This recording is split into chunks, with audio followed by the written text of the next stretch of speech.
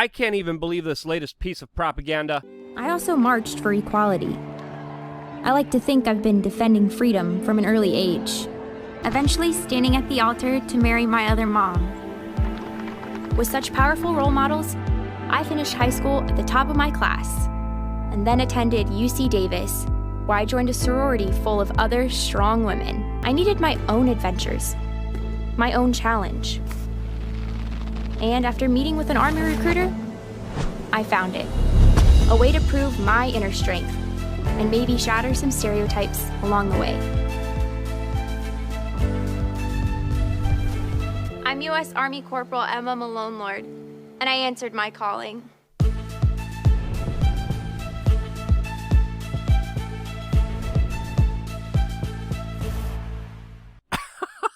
Are you freaking kidding me? You know, because nothing says strong women like bombing the crap out of poor Yemenis children, starving them to death, a part of a Saudi coalition that's fighting alongside Al-Qaeda, which the U.S. military is doing right now. You know, nothing says strong women like being cattle for the military-industrial complex and the benefit of other multinational corporations like Exxon. I wonder why that wasn't in that propaganda piece advertisement. Welcome back, beautiful and amazing human beings. This is Luke Rudowski of wearechange.org. Lots of utter insane lunacy out there in the world, as of course the conflict between the Palestinians and the Israelis is escalating very gravely. People in the United States are also tearing each other to shreds, but over gas, as the Biden administration keeps setting up more insane policies that absolutely benefit no one except for the billionaire class. Now again, a lot of important things are happening right now that deserve a real honest conversation, that deserve our attention, that deserve our action, but what's going on with the larger establishment, entertainment, mainstream media clown show that they try to portray as journalism? Well, as we have all these serious problems, the number one thing that people like John Oliver want to talk about is, quote, white people's ignorance of black hairstyles. To distract you more from the real problems happening in this world, Instagram just announced that you now have 41 options for your pronouns that you could add to your profile, while CNN is unironically interviewing Carol Baskin about a separate situation dealing with escaped tigers and murder suspects. I'm not lying to you here. I said it before, I'll say it again. If CNN was a person, it would be Carol Baskin. And that perfectly represents their latest actions, as their lead anchor, Anderson Cooper, just accused a U.S. senator of, quote, disrespecting medical science for daring to ask a very serious question to Dr. Fauci about him financing and funding the Wuhan Level 3 laboratory that was investigating this sickness, this specific variant of sickness, before the world was even affected by it. Yeah, I mean, he's an ophthalmologist. You would think that he would have more respect, at least for medical science.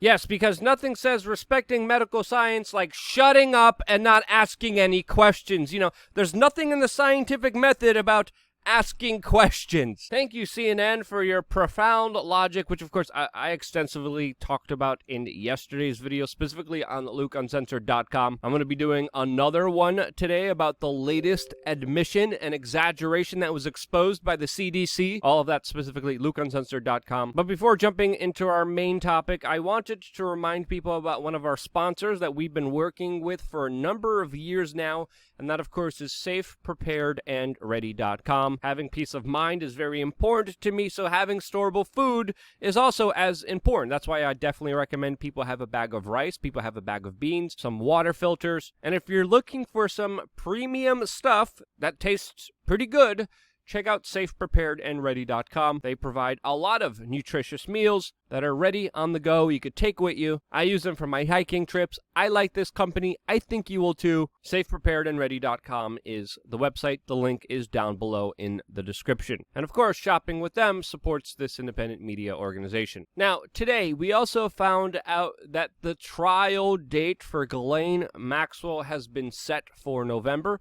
This is a case that, of course, we were following very closely, and we will continue to be updating you about this very important situation that deals with the story of government trafficking and exploitation of small children for over 30 years. Run and operated by a man who was close friends with Bill Gates, who, according to many media sources now, refused to stop meeting with him when his wife asked him to, and when the media started to finally pay attention to the story and Bill Gates' connections to Jeffrey Epstein, that is when, according to many media sources, when Melinda Gates started to talk to divorce lawyers. The latest update about that important case is that Bill Gates is holed up in an exclusive 6-bedroom mansion in California, and of course ducking and diving the press from any serious questions surrounding the very shady past of this man. Now, the Babylon Bee, a fake satirical website that obviously does satire, released an article that I think has some merit in considering, as the article reads, quote, Biden thankful for gas crisis to distract from inflation crisis, unemployment crisis, and border crisis. Well, you could definitely add crisis in the Middle East to that, as of course we're going to be talking about that in just a little bit. But I think it's fair to say that less than 4 months into the Biden presidency, that things have absolutely took a turn for the worst in the United States, that went from being energy independent to now having massive gas shortages. There's an increased humanitarian crisis on the border that the Biden administration tried to cover up and hide from lawyers and the media. The Middle East is at the brink of yet another war. There are major supply shortages here in the United States as many fear hyperinflation, as many people in the United States refuse to get jobs, since, of course, some government benefits actually even pay more than actually working in the United States. And the problems we face, the problems that have been escalated, that problems that have been brought forward by the Biden administration with some of their horrible policies are definitely ones that you can't ignore. We have seen the biggest rise in consumer prices in more than a decade. Companies are understaffed. People don't want to go to work. The financial system is in shambles. It makes absolutely no sense at all as the price of living become increasingly high and more difficult to attain as the billionaire class becomes more powerful than they ever have been. A 13-year high in inflation, and now this energy crisis to deal on top of it, as nearly 2,000 gas stations in the United States right now are out of fuel. Some people have decided to panic hoard fuel, and prices have skyrocketed under the Biden administration that has shut down many pipelines. The EPA just shut down another pipeline for EPA violations. Another pipeline was shut down in Michigan by the governor for undisclosed reasons, and Biden even made more public statements that he hasn't, quote,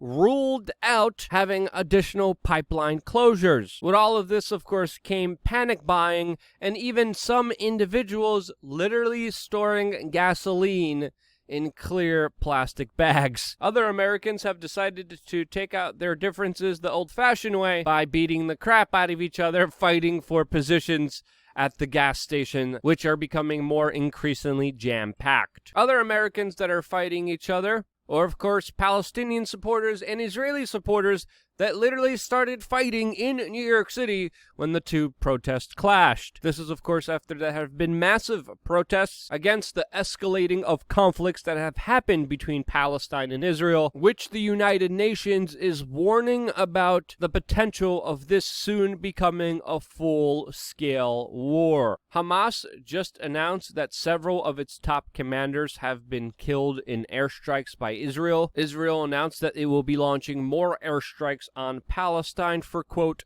total long-term quiet, which clearly shows you that this situation is only escalating from here, becoming more dangerous. 56 people have died so far because of the clashes. That number is quickly rising. Most of the casualties are Palestinian, specifically 43 Palestinians, including 13 children that were killed during these latest clashes. Rockets from Hamas have allegedly killed 5 Israelis, including 2 children and a child. Israel is reporting that 1,050 rockets have been fired into its country, as some people are expecting a, quote, ground invasion to happen soon. Now, this is definitely not a very easy situation to talk about, since, of course, there's a lot of history here There's a lot of emotion, there's a lot of manipulation and propaganda, and we have to acknowledge this fact as we are doing our best here to provide you an honest perspective about what actually is happening here. Twitter even recently restricted a Palestinian writer's account, which they later announced was done by accident, and they restored his account, who of course was reporting on the conflict as it was happening on the ground. We have a lot of nitpicking of facts. One side will tell you they're the victim, the second side will tell you they're the victim, as perfectly represented by Andrew Yang's statements, who of course strongly came out in support of Israel, which of course gained him a lot of criticism, especially with the strong language that he was using. You have a lot of hyperbolic, sensational propaganda out there. It is definitely very clear that the U.S. political establishment definitely is on the side of Israel, which many people call out directly contradicts the MAGA ideology, which usually is the strongest supporter of Israel. Now, whether you support Israel or Palestine, that's your own personal choice. The propaganda and censorship efforts are not helping anyone, and we should all try to focus our efforts on trying to make the dialogue here less hyperbolic and more centered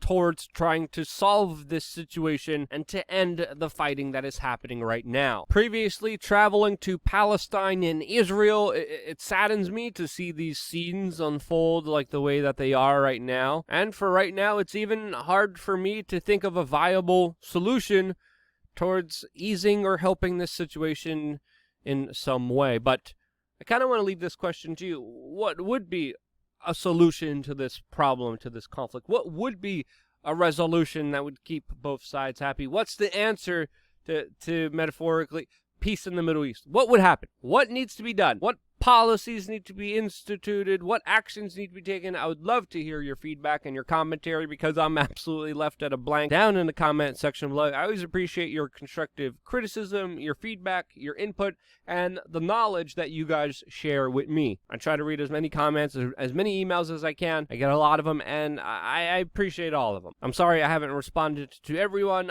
I'm just one man, but I thank you guys regardless of being a part of the conversation. I wouldn't be here if it wasn't for you guys watching and sharing these videos, and that's why I love you guys. Stay tuned for more here on wearechange.org.